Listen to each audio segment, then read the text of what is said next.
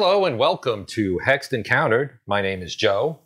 In this video, we will be continuing our playthrough of scenario number 12, the Defense of Medina, from Las Barricadas. This is Warstorm series. The very first game, actually. And this was published by Compass Games. This version is the second edition that was released in 2015. This is part 2. And so there is a part 1. I will throw up a card so that if you are interested in seeing scenario setup and the first 3 turns, you can do so if you have not already. We are going to pick things right up here in turn 4. We have to determine, first of all, who is out of command. There is one unit that is currently out of command, and that would be these guys right here. Their commander is here, and his command range is only 1. They are 2 hexes away, therefore they are out of command. And we put an out of command marker on there to denote that. So that is the command phase here in turn 4. The Nationalists are getting some reinforcements this turn. They're getting 2 companies of rifles along with their officers, 3 platoons. And they're also getting a couple platoons of medium machine guns, also with an officer. So we'll see those enter here once we start play. They're going to enter up here in Hex B108, which is right at the top of the map there where the road is. So the next step is to determine initiative. So the Nationalists have enjoyed initiative the first 3 turns of the game. They get a +1 modifier for having had initiative in the previous turn. They also get a +1 modifier for being the attacker in this particular scenario. So we roll 1 die for each. The gray will be for the Nationalists and the blue for the Republicans. And it is 4-3. So that is actually a Nationalist win because this 3 becomes a 5 thanks to our +2 DRM. So therefore the Nationalists get to go first. So the first thing we need to do here is probably start entering our forces. And to do that, we will, let's see, we'll bring this company on under Captain Canada. And he starts right there in, slide this down a little bit so you can see it a little better. They start up here in B108. Now that counts as 1 for their first move. They're on a road. So if they stay on the road, they could actually move pretty far. What we can do though is, let's say we wanted to maybe assault these guys, right? So we're going to go 2. And now maybe these guys say, all right, we're going to have reaction fire. Now, they're not marked reaction, but they can still do reaction fire. However, their firepower gets halved. So these are 3 machine gun platoons, however, so they have a pretty high firepower. That would be 18. So that would get halved to 9. So you look here on the combat chart, 9, right? So you're rolling in here. And I screwed up the combat in the first gameplay video, so we're going to talk about that in a moment. So here in the 9, I'm going to roll 2d6 in column 9 that I just showed. And we get a 10, which is a pretty bad roll, actually. So 9, 10. Now they do get a -1 for the move, for the target being a moving target. So that's going to actually become a 9.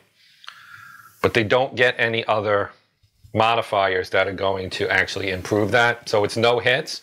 But if there had been hits, what you do is you take the number of hits and you divide it by the terrain they're in. So they're in open, and the terrain the defender is in. The defender is in open terrain. They would divide the hits by 2. So if this had gotten modded down to, say, an 8, that would have been 2 hits. You divide by 2, that would have been 1 hit. So these guys now get marked finished for having fired. And these guys can continue their movement. So that would be 2, 3, 4, and then they can move in here for assault. So basically when you do an assault, you have to do a pre-assault morale check, and these guys can do defensive fire before or after the check. Basically the main difference is the terrain. So if you do it before, you use the hex in which the attack is originating, and if you do it after, you would do it in your own hex. The terrain in this case does not really matter. So we're going to do it before the morale check anyway, just because we can. This way it's not inside the hex. Now, just like we saw over here, these guys are not marked reaction, so their firepower will get halved. They have 5, 3 times 3 is 15. That's going to get halved to a 6. So it would be a 7, but 7 gets rounded down to 6. So the 6th column isn't particularly favorable to the attacker. You've got basically a slightly less than 50% chance of getting it. Well, I shouldn't say that because of the way the dice work. Anything 6 or lower is going to be a hit, but in this case it's 7 or lower because they get a -1 for moving. So they have a slightly more than 50% chance because 7 is actually the most common result from a 2d6 roll, if you did not already know that, but I'm sure most of you do. And we get a 12, which is a terrible roll. So 6, 12 gets modded down to 11. That's a miss. So that did absolutely nothing. Now we have to roll for morale. Now these guys all have a morale of 8, the whole company, based on Kaneda's morale rating, but he gives them a 9 if he participates in the assault, and he will. So 7 passes, 6 passes, and that's going to pass as well. So we have 3 that pass, so they're going to assault here. And so now we move in, and we know that the combat strength is 12 versus 12, because we look at our combat strength here. Neither side has any hits. Infantry gets 4 strength points, or 4 combat strength each. There are 3 platoons on each side. That's 12 versus 12. We don't have any die roll modifiers, I don't think. Nope, their morale's actually we do. Their morale is 8. So they're going to get a +1 on the die roll. That's actually pretty much a big deal right there. But it's 1-to-1. So you have kind of a 50-50 chance, but that +1 is going to make it more like a 1/3 chance of actually doing some damage to the defender. And they rolled a 5, which is not a good roll for the attacker. So the 5 becomes a 6, and they actually lose a step and have to retreat. So they lose a step. So we're going to take a step loss marker, which is this guy right here. You can see the little -1 on it. And we are going to drop that on our bottom unit. And then these guys here, and we're going to just retreat back 1 hex. They can't really retreat here because there's an enemy unit there. So I just retreated them back to 106. So they'll sit there. Now we do a morale check to see if they rout.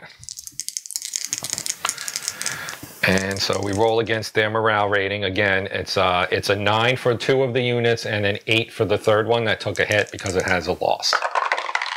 So a 7 is good. We're starting at the top. So 9, 9, 8 is what we're looking for. That's a 10, so one of them has failed. The middle one has failed, and the 3rd one also fails. So 2 of the 3 are going to rout. And we also need to check to see if Kaneda is killed himself. And so we roll again. And oh my goodness. A 2 minus the 1 hit is a 1. So Kaneda has actually been killed. So when your commander is killed, you end up getting a replacement commander who has a red stripe. So that would be, you know, somebody with a red stripe. I'll show you that here in a bit. Yeah, that's actually a fairly significant loss for them. So this guy is going to stay here, but these 2 are going to rout. This guy stays in 106. Kaneda, as I mentioned, is dead. That is the first activation. I'm going to mark these guys as finished. And we go over to the Republican side. So let's just take Tora rather, and move him. So this is the objective area. We need to take this hex and occupy it as well as the 6 surrounding. So we can just do like something like 1, 2, 3, 4.5, because this is a 1.5, this is 2. So we'll do that. They'll go there. I'll slap a finished on them. And now they're in the objective area. We can actually split them up now and try and occupy all of these hexes. Of course, the nationalists are going to come in and try to attack them, as you would expect. So now we go back to the nationalist side. here's what we'll do. We're going to activate our machine gun, which is currently out of command. And he's simply going to move.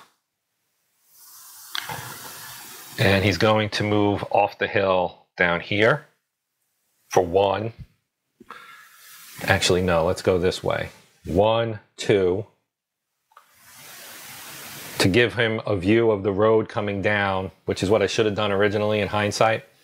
Because now when they come down around this road, these guys here, he can fire at them. You know, so he's in a position basically where he's elevated. So that, I mean, he's on a crest line. That doesn't have a ton of impact on it, but the main reason I did that was because now I can activate these guys here. And he'll go up here, which costs him 2, and then 1. And then he's going to go in here. And I'm going to leave this here for now. But next turn, that guy will no longer be out of command. So I'm going to mark the stack as finished, even though the bottom one has not been activated yet. I'm going to activate him for reaction is what I'll do. But I can't do that right now. I have to do that on their next activation. So now we go over to the Republicans again. And let's have Ortega try to rally these guys.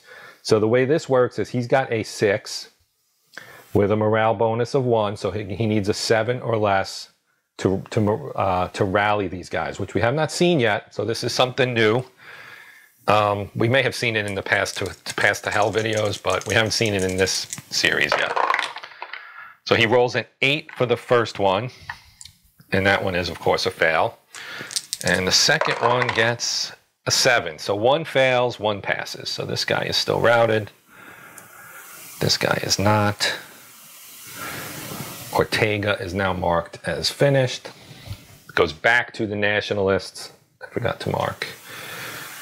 I screwed this up.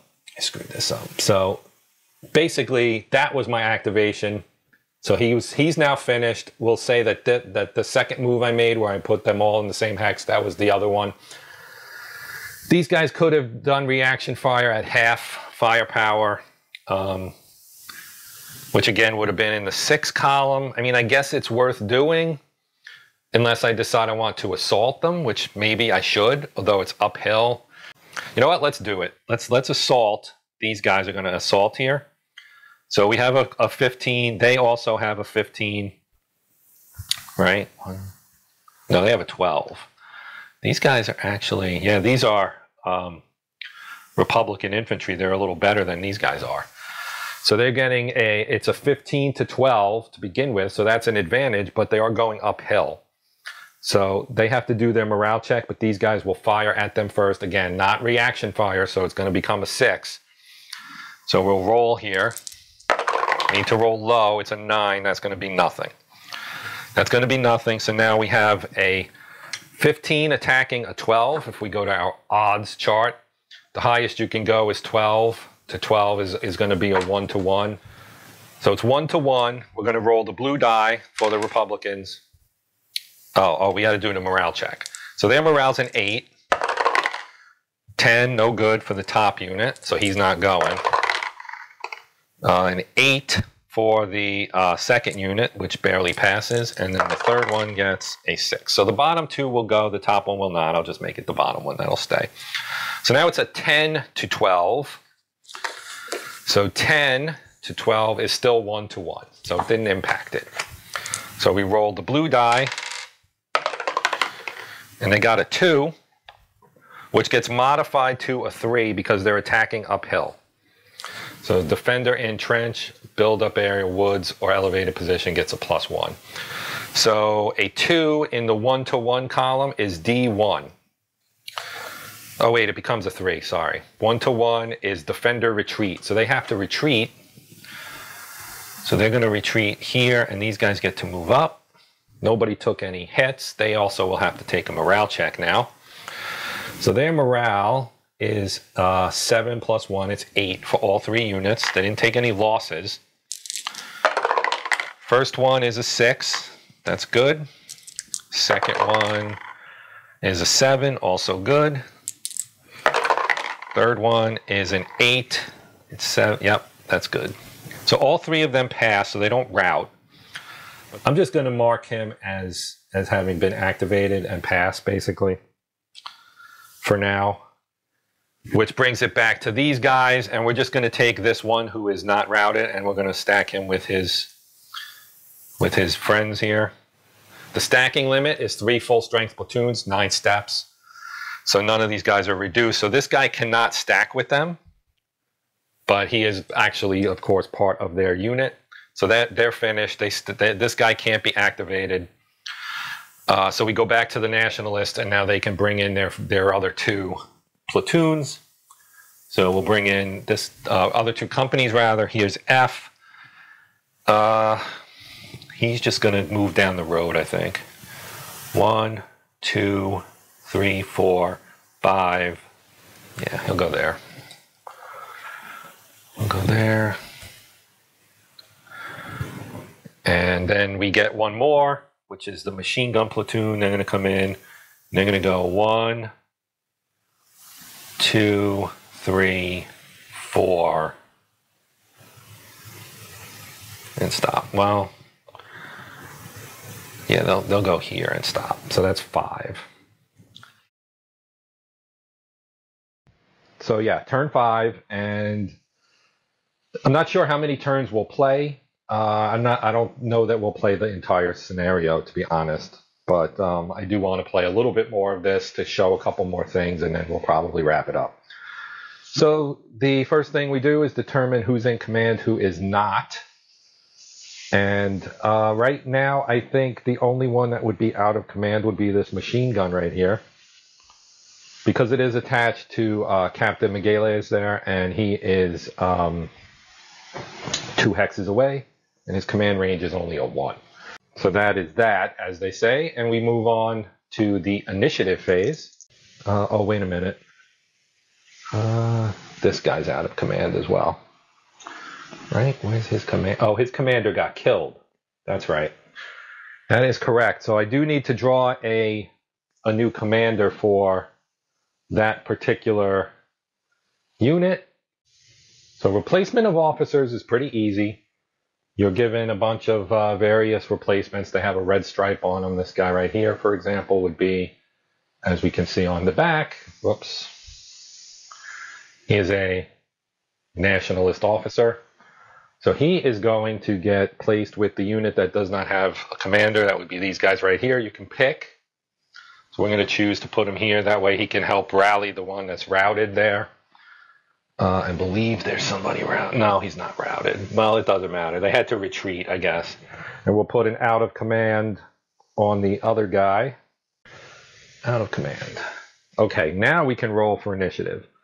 Okay, so the nationalists had initiative, so they'll get a +2 on their die roll, and the Republicans will get just a natural roll. And it is a 4 for the nationalists and a 1 for the Republicans, so the nationalists will retain the initiative, so they get to go first. First thing we'll try to do, let's think about this for a second. We have a Riza here.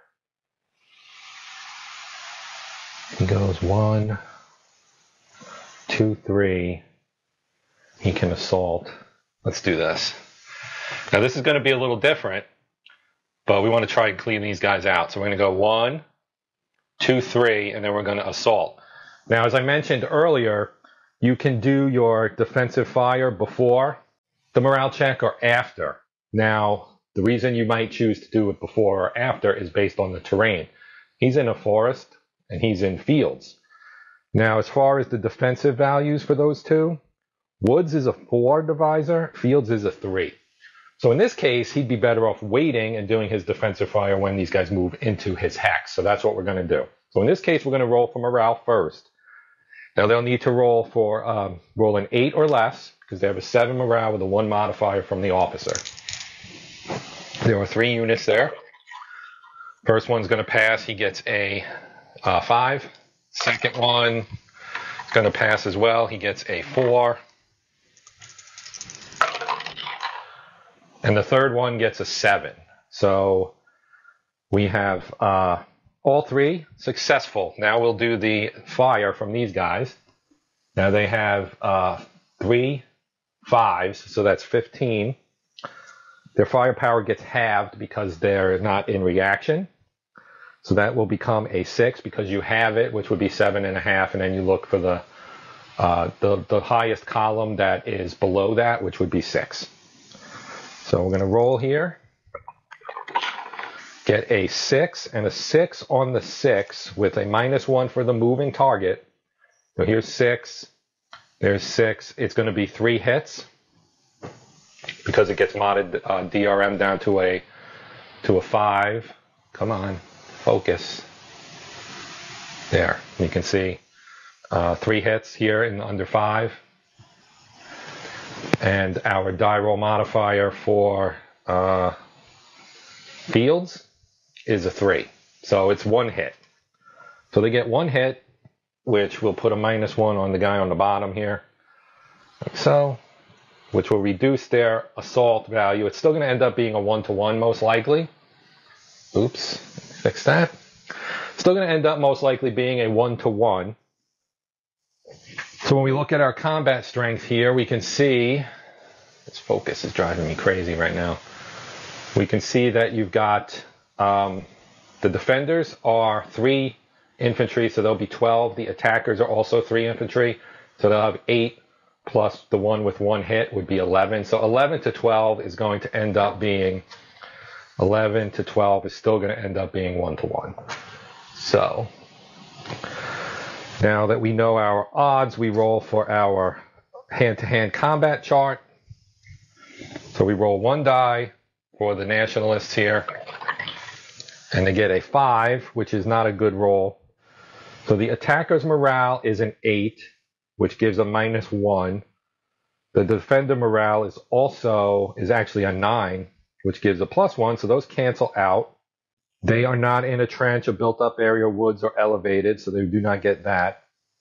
They're not in a fortification, so they just get the regular thing, which for a 5 is attacker retreat, 1-to-1, 5, attacker retreat. All right, so these guys have to retreat, and then they will have to take a morale check to see. This focus is driving me crazy. It was working fine before. They're going to have to check to see whether or not they rout. So again, they have 8. The first one routes because he rolled a 9. The second one passes, and the third one actually only has a 7. And he passes because he is a 5. That's a 3. The gray die is a 3. So that means that one of these guys is going to rout. That would be this guy, which means he moves 3 away. So 1, 2, 3. We'll put him up here because he doesn't want to be near an enemy here. So let me put him there. Everybody gets marked finished. And he gets back on here. It gets a finished marker. And we go over to the Republican side. So the Republicans will, let's see. They're going to have these guys start to build an improved position. So I haven't talked about this before, but the way this works is it takes 2 activations for them to build an improved position. This is an improved position. As you would expect, it is, as the name would indicate, basically like foxholes, etc. You know, just a good defensive position, right? Like it's an improved position. So, but it starts on the construction side, and it takes 2 activations. So the way this works is you say we're building an improved position with this stack, right? So we put that on there like so, and then they're done for this one. So we mark them finished. Then next turn, they get they'll get activated again and marked finished. And as soon as they're marked finished the second time, we flip it. So that essentially when we start the next turn, this will get flipped over to the improved position side, but they get marked finished because it takes 2 activations to do it. And then at that point, the improved position is set. So if they get attacked, even though they're finished, they'll still get the benefit of the improved position. which is a +1 on the DRM. Actually, well, yeah, this is an interesting dilemma here. Because, well, you know what? We'll do it this way. What I was going to do is spread these guys out, but that's going to make them vulnerable to attacks by the nationalists. So for now, we're going to make an improved position here. Then I'll move the other platoons out to try and take, this is the main target here. So we need this one and the surrounding 6. So that's 7 hexes, but we're going to start here. This is our first strong point, essentially, and then we'll build around it. So back to the nationalists now. And what we'll do here is we're going to activate, let's activate this machine gun, who is out of command, but we're going to have him fire at these guys. So he's got a firepower of 5. They are on a hill. They are within the range of 3. So we're going to roll 2 dice. They are in clear terrain. Oh, they're in clear terrain, but they are on a crest line. So that's actually a divisor of 3. So basically, we need a 5 or less to inflict a hit. And we got a 3. And a 3 on the 5 firepower here is 3 hits. 3 hits divided by the divisor for being on a crest line is 1. So they do inflict a hit, which was what I was going for. I'm going to remark them as out of command, put them as finished, and we'll apply a hit to one of their units. We'll check our officer for a hit. Basically, we need to roll a 3 or a 2. If we roll a 3 or a 2, Captain Pernia here is going to be killed. Rolled a 6, so he's okay. Okay, back to our back to the Republicans. Let's have these guys attack this guy. So we have machine guns here. There are 3 of them with a firepower of 18. The distance is, they're within range. Their range is 3. He's 2 hexes away. He's a lone out of command rifle platoon. So 18 is the firepower, which basically means that they're in big trouble. Because if we look here, 18, everything, the only way they don't get hit is if we somehow roll an 11 or a 12. They're in open terrain. The divisor there is only 2. So he's pretty much guaranteed to take some hits here. And as you might expect, with a full company of machine guns firing at him. Rolled a 9, which is actually pretty good for the defender here. So he's not moving or anything, so there's no die roll modifiers. It's 3 hits, which gets divided, of course, by the open terrain, which becomes which is a 2. So we round that down so that the 1.5 becomes a 1. So they get 1 hit. There's 1. Okay. So these guys get marked as finished. Now that might not have been the most intelligent of moves, but because we need to get these guys over here. Now the other side of that coin, of course, is if they move this way, then they would be a moving target, and these guys could shoot at them. So that would obviously not be a great thing either. But we do go back over to the nationalists now. And what we're going to do now is we are going to move these guys here, and we're going to go 1, 2, 3, and we're going to stop. We're not going to assault, we're just going to stop. I'm going to stop right there. Back to the Republicans. They've got these guys down here. Let's try to rally him again. So we need a 9 or less. And we got it. So he's now rallied. Now the officer gets marked as finished. So Ortega's finished, but the units underneath him are not. And so we'll have to do something about that in a bit. Okay, so we move on now to back to the nationalists. So we're going to have these guys here who have already taken a hit. They're going to move 1, 2, 3 to get this guy to prevent that guy from being out of command again. Now they've already got a couple of platoons that have taken a hit, but they're all back together under their new commander, Lieutenant Pacheco, and they will be marked finished. Although the unit on the bottom really isn't, but he can't be given a command in this particular phase anyway. What we'll do now is we're going to remove this unit here. Now he can't go through there because you have to always obey stacking limits. So he's going to go 1, 2, 3, 4, 5, and stop there. He's still in command. We mark him finished. We go back to the nationalists. Now we've got Captain Migueles here. And what he's going to do is he's going to fire uphill at these guys with his firepower of 12. Again, they're uphill, so that they're going to get a divisor of 3 for being on the crest line.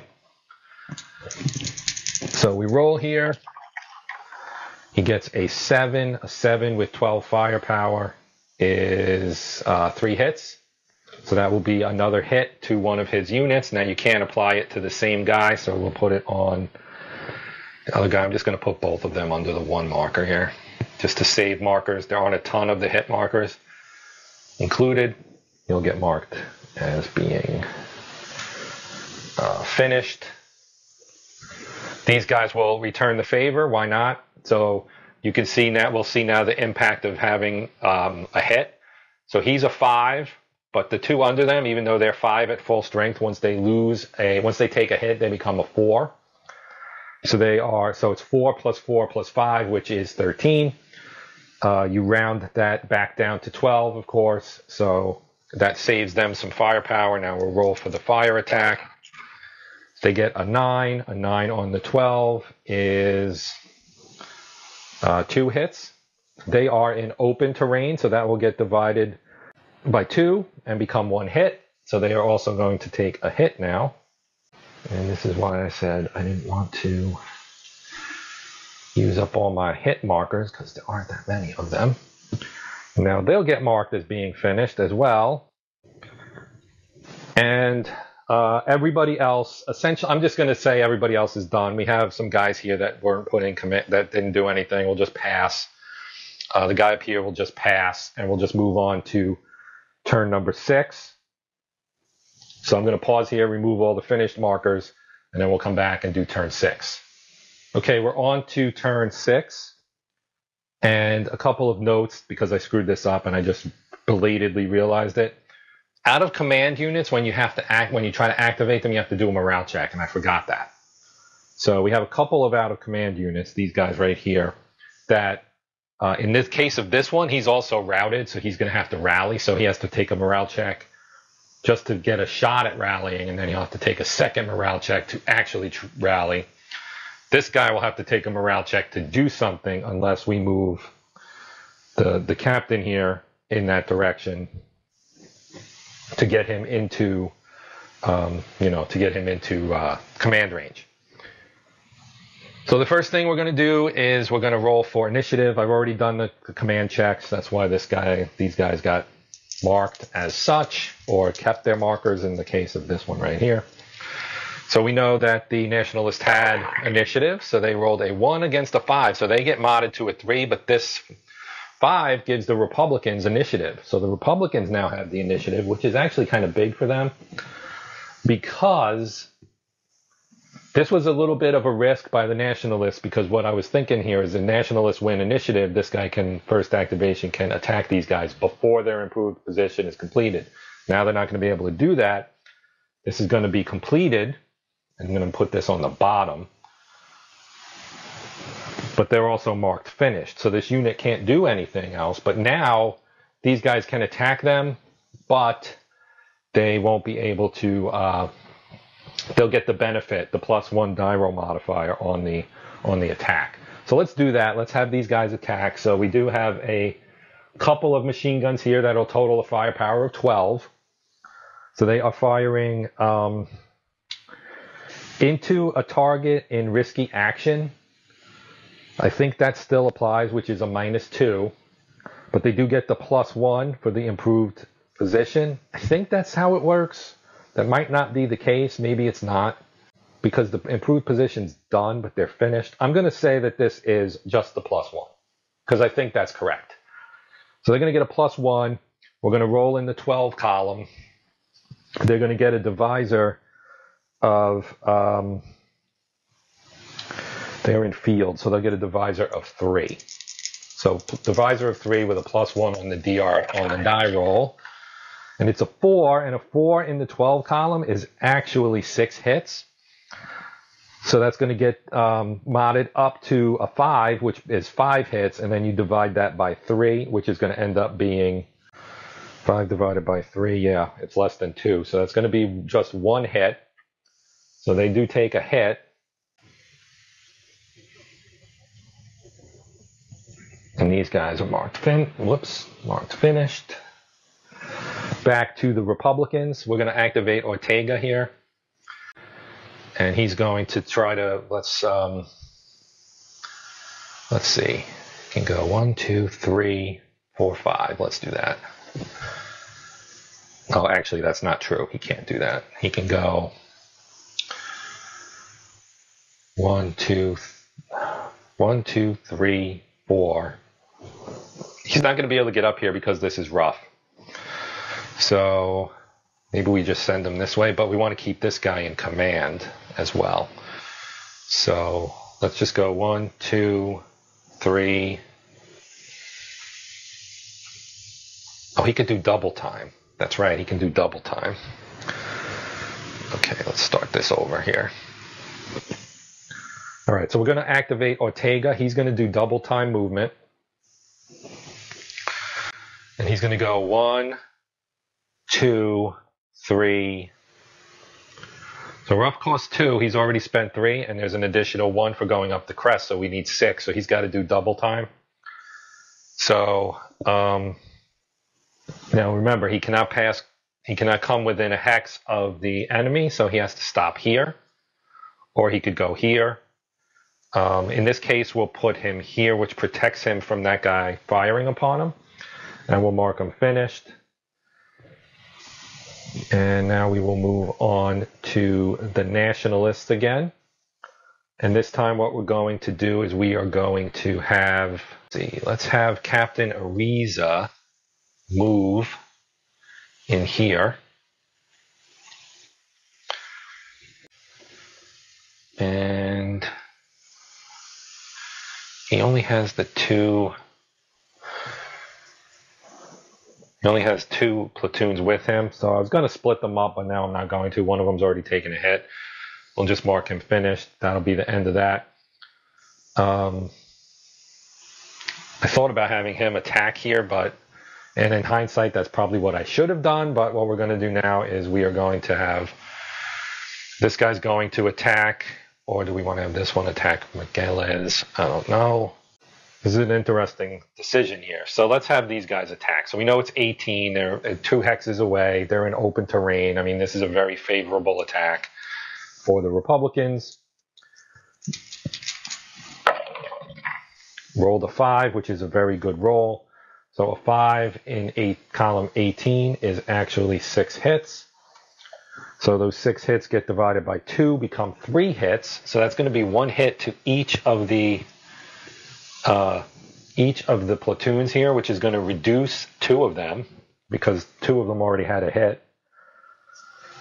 So 2 of them will be reduced, and the other one will have 1 hit, and we have to roll on our officer here to see if he survives. So we took 3 hits, so that would be a 4 or less. Will eliminate their second officer here. And they got a 7, so he is not killed. And that is that. Now, we're going to have to try like a desperate measure here. We're going to assault these machine guns, so they're going to move here. So, of course, they do get to do their defensive fire. Even though they're marked finished, they can do their defensive fire at half firepower, which is a 9. So we'll roll that. And the 9, they get a 3, which is a great roll. The 3 is actually 5 hits. Now again, we're going to divide that by 2, so that becomes 2 hits. which means that this guy gets reduced and one of them gets eliminated. So they've lost. They're now 2 reduced squads. And one of them is eliminated. Now we have to roll for morale. So they have to take a morale check when they lose a unit, when a unit is eliminated.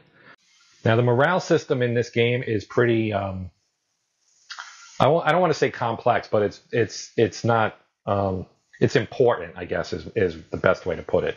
When you have a company like this one, and they take hits, that's going to reduce the company's morale. And you do company morale checks based on certain events, such as losing a platoon, which is what just happened. So we have to look at this and say, okay, how many hits has this company taken in total? We had 3, which eliminated a platoon. So 1 platoon took 3 hits and has been eliminated. The other 2 platoons both took 2 hits. That's 7 hits. They started with 3 platoons. So you take your 7 and you subtract the 3 platoons that it started with, and that gives you a 4. You subtract that 4 from the company's morale, which in this case is 7 plus 1 is 8. So your morale is a 4. So this is obviously a very low morale unit now. They've lost a platoon. They've taken a bunch of hits. They have a replacement officer, etc., etc. So we have to roll now for our company morale. And we rolled an 8, which means they failed the company morale check. We rolled an 8. The morale is 4. That is 4 greater than the morale. If the roll is greater than the morale by 1 to 4, the company is routed. A marker is placed on the affected platoons, and they must route as described in Chapter 9.3. So they're going to route. And there is not going to be an assault. So they are going to route here, and they have to move away from the attacker. So they're going to go 1, 2, 3, and stop here. They're now routed. It's going to be difficult for them to rally with a morale of 4. But that is the situation that they find themselves in. I am also going to mark them finished because they failed their assault. And so now we would go back to the Republicans. We'll have these guys fire on these guys here again. So we've got a 5, a 4, and a 4, which again is a 13, which gets rounded down to a 12. They roll an 8. An 8 in the 12 column is 3. That gets divided by the open terrain, which is a divisor of 2. Gets rounded down, so that is a 1. So we now have 2 units that have lost a step on this side as well. We'll mark them finished. We go back to the nationalists. Let's try to rally these guys. So they are part of this company, which has a morale of 7. So he needs to roll a 7, but he actually has not taken a hit. He has to roll a 7 or less twice in a row for this to be successful. So first we do the out of command roll, and he passes that. So now he's doing his rally check, and he does not pass that. So he remains both out of command and routed, and he is now finished. Now we go back to these guys. They only really have 1 unit left to move. They'll go 2, and 3 is 5, and they'll be marked finished. Now we will do these guys here. We have to do the same thing. Their morale is also a 7. They rolled a 9, so they failed to be activated, and they are simply marked as finished. Like so. Now we have the captain here. He's going to bug out. So we're going to take our reduced squads here, and we're going to go 1, 2, 3, 4. And then he'll go here and stop. We'll mark them as finished. And that is the end of the turn. So at this point, I think I'm going to wrap it up. I've kind of shown everything I wanted to show here.